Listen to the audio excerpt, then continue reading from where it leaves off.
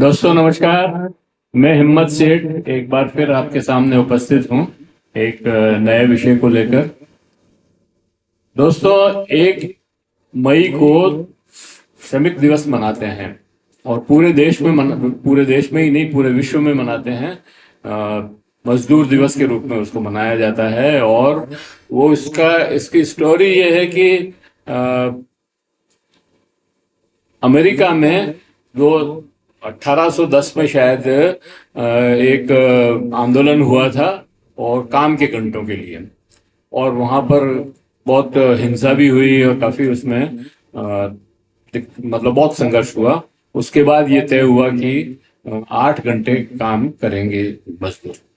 तो उसके याद में ये दिवस मनाया जाता है। और इसको फिर स्टैंडर्डाइज करके संयुक्त राष्ट्र संघ ने भी इसको मान लिया कि 8 घंटे श्रमिकों का काम होगा। जो लेबर ऑर्गेनाइजेशन है, ऑल इंडिया अंतर्राष्ट्रीय मजदूर संगठन जो है, उन्होंने भी इसको मान लिया है।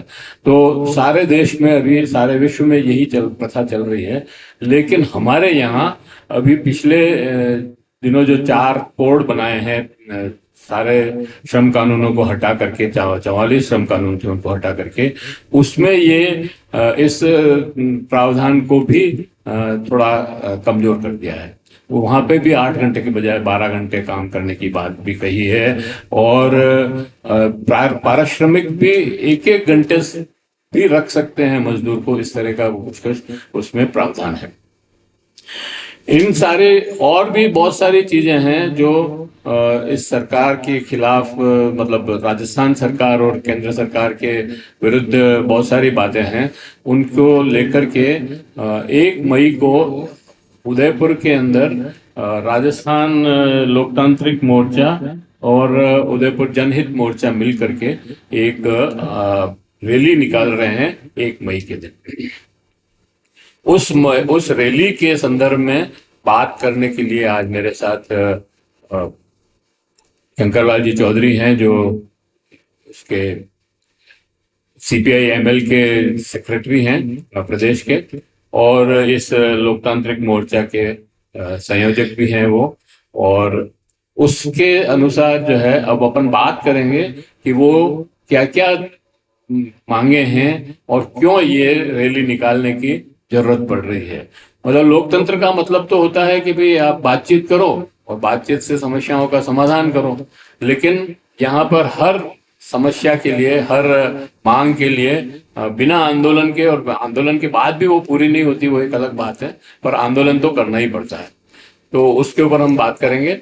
बात करने के पहले मैं आपको ये बता दूं, मतलब ये अपील कर दूं कि अगर आपने अभी तक भी हमारे YouTube चैनल महावीर समता संदेश को सब्सक्राइब न किया है तो सब्सक्राइब कर लें, बेल आइकन दबाना न भूलें। अगर आपको वीडियो अच्छे लग रहे हैं तो लाइक करें, फॉरवर्ड करें और सोशल ग्रुप्स में डालें। आपके परिजनों को और परिचितों को और साथियों को कहें कि वो भी हमारे को प्रोत्साहित करने के लिए इसको सब्सक्राइब करें।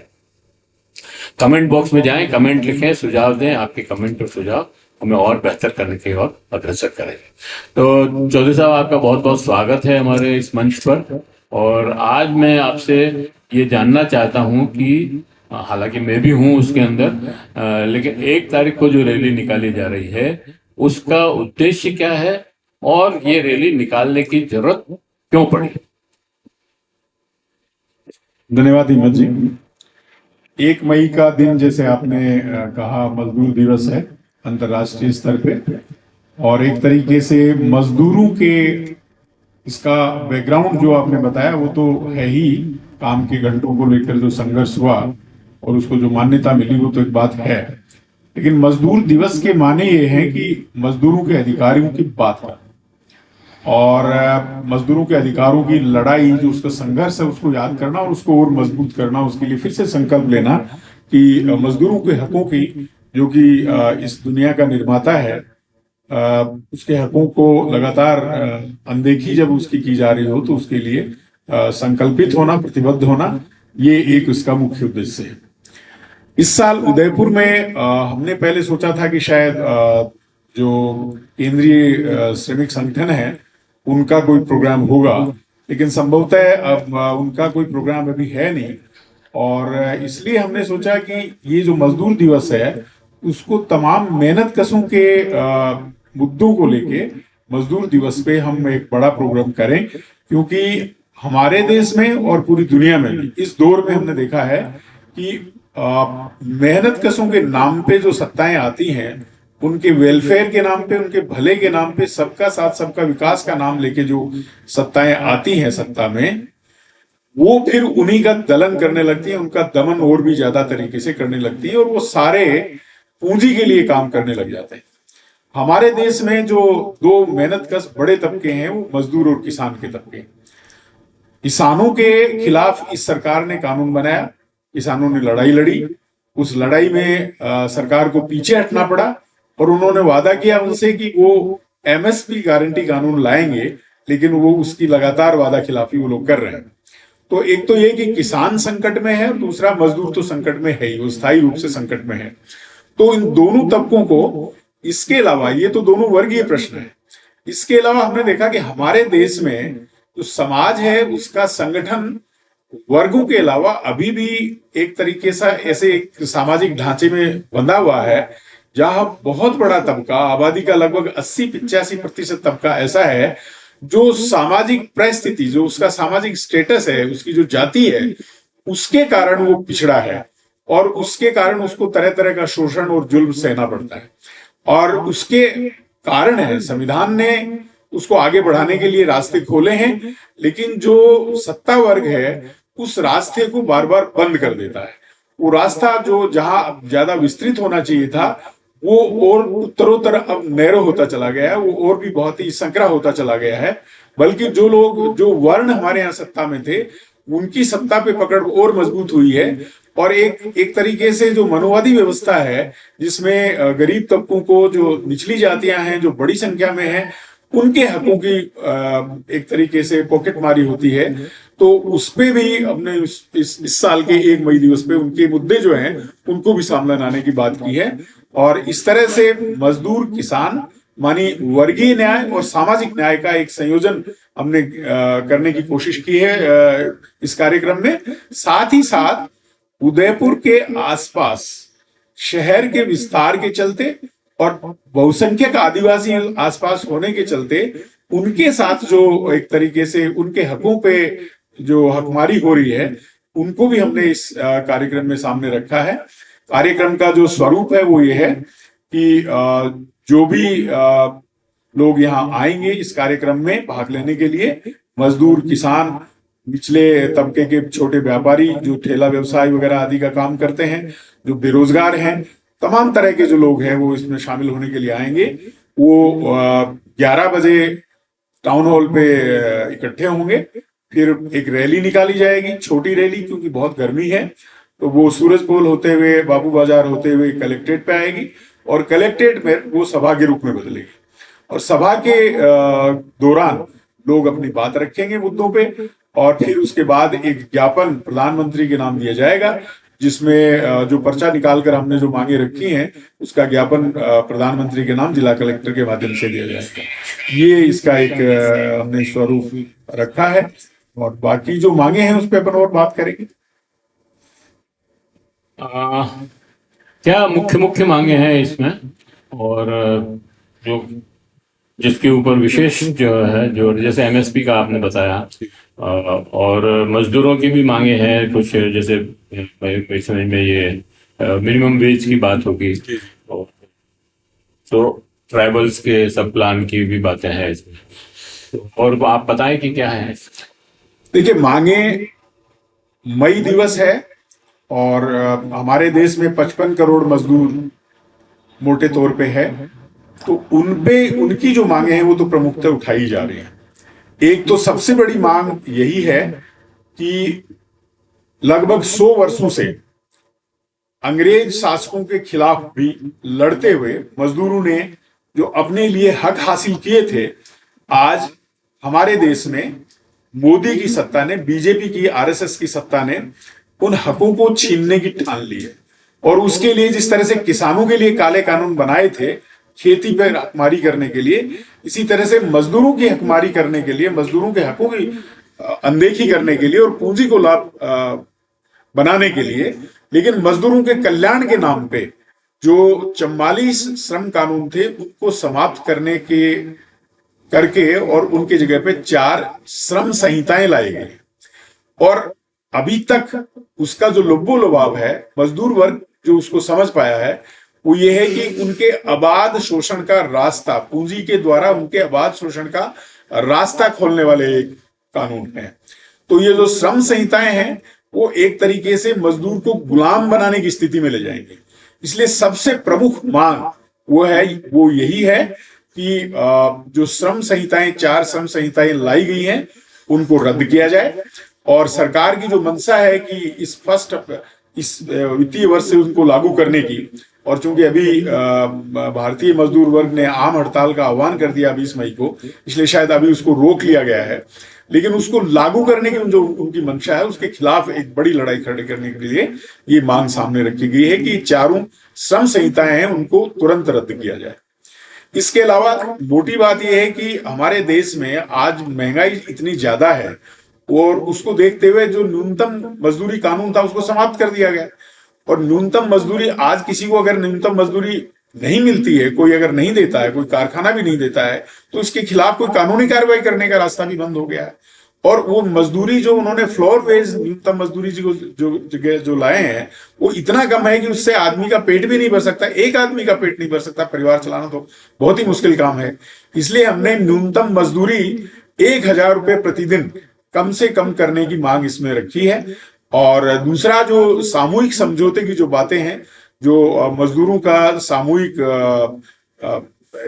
लड़ाई की जो बात है जिसमें यूनियन बनाने का अधिकार और तमाम, वो तो उसमें संहिताओं में शामिल है ही। तो ये तो श्रमिकों के संबंध में बात है। दूसरी, हम जिस इलाके में रहते हैं वो बड़े पैमाने पे आदिवासी आबादी वहां रहती है, तो और वहां उसके लिए कानून बना हुआ, पेशा कानून, पंचायत एक्सटेंशन सर्विसेज का जो कानून है, जिसमें आदिवासी जो समाज है उसकी जो पंचायत है, स्थानीय पंचायत है, उसके अनुमति के बिना बहुत सारे कानून, बहुत सारे उसकी जमीन का अधिग्रहण वगैरह वगैरह नहीं किया जा सकता। शहरों का विस्तार उनके बिना सहमति के नहीं किया जा सकता। लेकिन सरकारें एक तरफा रूप से उसका अतिक्रमण कर रही हैं। और इसलिए हमने कहा है कि जो 5वीं अनुसूची का जो आबादी है, उसके जो क्षेत्र हैं, उसमें पेशा के कानून की जो अनदेखी की गई है उसको बंद किया जाए और उसको कड़ाई से लागू किया जाए। इसी तरह से बड़े लंबे समय से, पीढ़ियों से आदिवासी लोग जो है वो खेती करते आ रहे हैं सरकारी जमीन पे और उसके साथ में वन भूमि पे, और सदियों से उनके पुरखे जिस पे काम करते आ रहे हैं, खेती करते आ रहे हैं, उनके पट्टे उनको नहीं दिए जा रहे हैं, तो उनको पट्टे दिए जाने की बात है। तो ये एक आबादी के हिसाब से, आदिवासी आबादी के हिसाब से ये मांगे रखी गई हैं। फिर हमने देखा कि यूडीए, शहर विस्तार के कारण जो उदयपुर का जो विस्तार हो रहा है, उसके कारण जो आसपास की आबादी है उसके जो सामूहिक अधिकार हैं जमीन पे, जैसे चारागाह वगैरह की भूमि, वो एक तरफा तौर पे यूडीए में शामिल की जा रही है। और उसके चलते उनके सामने आजीविका का संकट खड़ा हो गया। वो पशुचारण के लिए कहाँ ले जाएं, तो ये स्थानीय मांग भी उसमें रखी गई है। लेकिन इसका सबसे महत्वपूर्ण जो पहलू है इस आयोजन का, वो है सामाजिक न्याय। हमने वर्गीय न्याय के साथ में सामाजिक न्याय की जो बात है वो की है। राष्ट्रीय स्तर की मांग है जिसमें ये कहा गया है कि जो हमारी जो कुल आबादी है उसकी जाति आधारित, वैसे तो मोदी सरकार है वो जो सामान्य जनगणना होती है 1 दशक में, वो भी नहीं कर रही है, लेकिन हमारी मांग है कि जाति आधारित जनगणना की जाए और जाति के अनुपात में आरक्षण का विस्तार किया जाए। और इसके अलावा जो हमने देखा है कि सामाजिक न्याय का पक्ष कमजोर इसलिए पड़ जाता है कि बहुत सारे जो कानून है वो निचली जातियों के लिए जो बनते हैं वो जुडिशरी में जाके अटक जाते हैं। और उसका मुख्य कारण यह है कि जुडिशरी में उनका कोई प्रतिनिधि नहीं है, और इसलिए उच्च एवं उच्चतम जुडिशरी में उनका प्रतिनिधित्व हो, मतलब उच्च न्यायपालिका में आरक्षण का प्रावधान हो, ये खास तौर से हमने उसमें रखा है। और इसी तरह से चूंकि नौकरियां, बेरोजगारी बेतहाशा हो रही है, केंद्र सरकार और विभिन्न राज्य सरकारों में जो सूचना मिल रही है उसके हिसाब से लगभग 55-60 करोड़ रुपया 55-60 लाख रिक्तियां खाली पड़ी हैं सरकारी विभागों में, पब्लिक अंडरटेकिंग्स में, तो उनकी भर्ती की जाए। ये मोटे तौर पे सारी बातें उसमें हमने शामिल की हैं, और भी दूसरी छोटी मोटी बातें हैं जिस पे हम और आगे बात कर सकते हैं। आपने शिक्षा के निजीकरण का भी विरोध किया है इसमें, और स्वास्थ्य का भी विरोध किया, स्वास्थ्य के निजीकरण का भी। इसके साथ ही आपने गिग वर्कर्स की मांग भी उठाई है और स्कीम वर्कर्स की मांग भी उठाई है, आशा वर्कर्स और ये जो आंगनवाड़ी वर्कर्स हैं या और ऐसे जो वर्कर्स हैं, तो इसके बारे में थोड़ी सी आप जानकारी दें। देखिए, सरकार जो है स्कीमों के नाम पे मजदूरों का शोषण कर रही है। सरकार स्कीम वर्कर्स को न्यूनतम मजदूरी भी नहीं दे रही है। किसी स्कीम में उनको 4,000 रुपए महीने मिल रहे हैं, किसी स्कीम में उनको 2,500 रुपए महीने मिल रहे हैं। और हमारे देश में आज की तारीख में बड़े पैमाने पे स्कीम वर्कर्स है। स्कीम वर्कर्स के अलावा अर्थव्यवस्था को जो नया स्वरूप आया है उसमें लेबर का मजदूरी के अनेक तरीके आए, जैसे गिग वर्कर्स हैं, वो उनको यही नहीं पता कि वो किनके लिए काम कर रहे हैं। बड़े बड़े प्लेटफॉर्म्स हैं उनके लिए वो काम कर रहे हैं, तो उनके ऊपर कोई कानून लागू ही नहीं होता। वो 12-12, 15-15, 17-17 घंटे काम करें, उनकी कोई यूनियन नहीं है, किसी तरह की उनकी कोई पहचान नहीं है। इसलिए इन सबको भी मजदूर मानते हुए सरकार से हमारी मांग ये रखी गई है। हमने इसमें उसको शामिल इसलिए किया है कि ये सारा का सारा मजदूर वर्ग ही है। अर्थव्यवस्था का स्वरूप बदलने के साथ में मजदूरों का स्वरूप भी बदलता है, तो इसको मजदूर मानते हुए स्थायी नौकरी उनको दें, उनका जो मजदूरी के हक हैं, जो मजदूरों के हक हैं, वो उनको मुकम्मल तौर पे मिलें। और इसलिए हम सारे स्कीम वर्कर्स के अलावा गिग वर्कर्स को भी, हमने प्लेटफॉर्म वर्कर्स को भी इसमें शामिल किया गया। आपने ठीक कहा, आज की तारीख में समाज, गरीब समाज पे, गरीब तबकों पे एक सबसे बड़ा जो संकट है वो शिक्षा और स्वास्थ्य का संकट है। हमारे देश में, हमारे संविधान के ढांचे में ये जो नीति निर्देशक तत्व हैं उसमें स्वास्थ्य और शिक्षा को विशेष महत्व दिया है। जन कल्याण के लिए दोनों को फ्री करने की बात कही गई है, लेकिन इस दौर में हम देख रहे हैं कि शिक्षा और निजी स्वास्थ्य को एकदम निजी क्षेत्र में धकेल दिया गया है। और इसके कारण ये है, उसका एक बड़ा जो परिणाम है वो ये हुआ है कि बड़े पैमाने पे जो सरकारी तंत्र है उसमें शिक्षा से लोग बाहर हो गए हैं। सरकारी शिक्षा का कोई महत्व ही नहीं रहा है। सरकारी स्कूलों में गरीब से गरीब आदमी भी, उनकी स्थिति इतनी खराब हो गई है सरकारी स्कूलों की और विद्यालयों की, कि गरीब से गरीब आदमी भी ये सोचता है कि मेरा बच्चा अगर इसमें पढ़ेगा तो वो क्या उसको नौकरी मिलेगी। और इसलिए इसी तरह से स्वास्थ्य का भी यही हालत है। सरकारी सेक्टर के जो हॉस्पिटल्स वगैरह हैं वहां उनमें कोई मैन पावर नहीं है, ग्रामीण क्षेत्रों में कोई डॉक्टर नहीं है, कोई जांच की व्यवस्था नहीं है। इसलिए लोग डर के मारे जान बचाने के लिए प्राइवेट सेक्टर में जाते हैं, और इसके कारण उनके जीवन में, उनके जो आर्थिक जीवन है उसमें बड़ा संकट आ गया है, वो ऋण में डूबे जा रहे हैं। और इसलिए हमारी मांग है कि ये दोनों इस आंदोलन के बतौर, इस प्रदर्शन और इसके माध्यम से सरकार का ध्यान हम इस ओर भी ले जाना चाहते हैं कि शिक्षा और स्वास्थ्य में ज्यादा खर्च किया जाए और उसको सार्वजनिक क्षेत्र में लाया जाए, और सार्वजनिक शिक्षा और चिकित्सा का जो क्षेत्र है उसको मजबूत किया जाए, और प्राइवेट सेक्टर में इन दोनों क्षेत्रों में जो लूट हो रही है उसको बंद किया जाए। एक और मांग इसमें है, मैं इस पे और आपका ध्यान आकर्षित करना चाहूंगा कि ये जो रेडी पटरी वाले हैं, ठेला व्यापारी और रेडी पटरी वाले, इनके साथ भी बहुत अन्याय होता है। बार बार इनके ठेले रोक दिए जाते हैं, बिखेर दिए जाता है सामान, इनकी कोई व्यवस्था ही नहीं है, और कानून बने हुए हैं लेकिन वो कानून लागू नहीं हुए। उसके बारे में आप क्या कहें? देखिए, ये बहुत महत्वपूर्ण समस्या है, बहुत बड़ी समस्या है। हमारे देश में रेहड़ी पटरी के माध्यम से, जो कि एक तरह की मजदूरी है, वो उसके माध्यम से आजीविका कमाने वाला एक बड़ा तबका, वो निम्न मध्यम वर्गीय तबका है, उसमें से बहुत सारा एक तरीके से मजदूरी है, और उनको कोई स्थायी जगह आवंटित नहीं।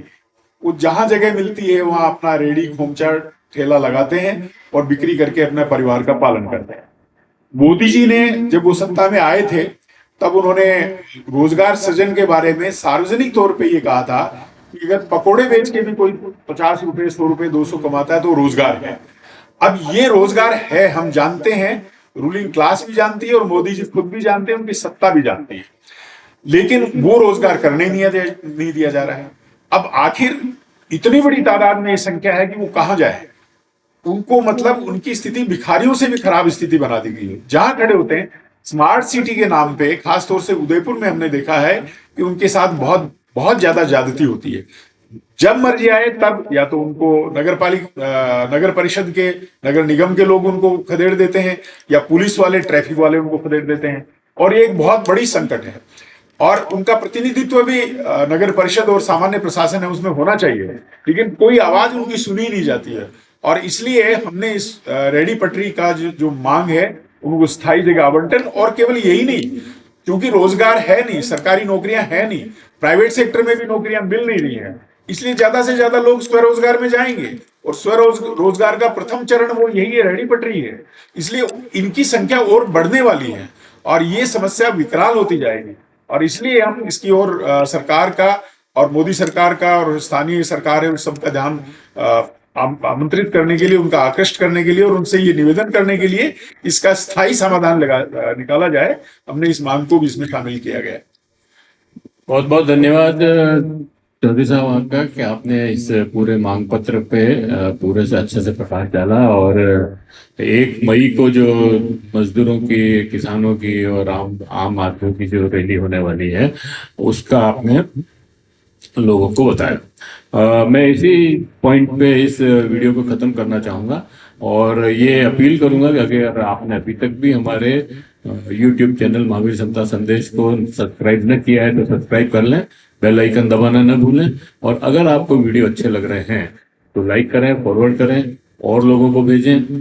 और कमेंट बॉक्स में जाएं, कमेंट लिखें, सुझाव दें। आपके कमेंट और सुझाव हमें और बेहतर करने की ओर अग्रसर करेंगे। अगर आपको ये वीडियो अच्छा लगा हो तो इसको लाइक करें, फॉरवर्ड करें और लोगों को, अपने दोस्तों को, परिजनों को और दूसरे सोशल ग्रुप्स में डालें, जिससे कि इसका ज्यादा से ज्यादा फैलाव हो सके और मजदूरों को ये समस्या जो है उनको भी इसका ज्ञान हो सके। धन्यवाद। मिलते हैं और किसी इस चैनल वीडियो पे।